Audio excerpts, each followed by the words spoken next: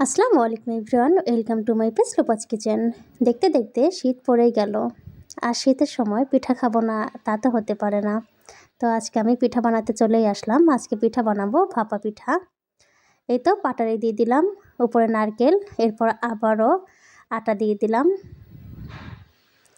এই তো একে একে এখন ভাপ দিব। মূলত এটা ভাপ দিয়ে বানায়, তাই এর নাম ভাপা পিঠা। সকালের নাস্তায় বা বিকালে খেতে ভালোই লাগে।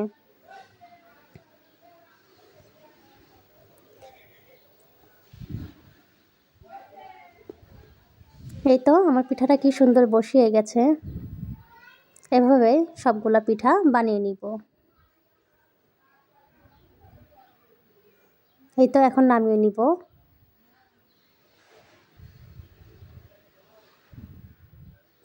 মাশাআল্লাহ, পিঠাগুলো অনেক সুন্দর হয়েছে। এই তো আমার ভাপা পিঠাগুলার ফাইনাল লুক, দেখতেই পাচ্ছেন কি লোভনীয়। আপনারাও বাসায় বানিয়ে দেখবেন। আল্লাহ হাফেজ সবাইকে।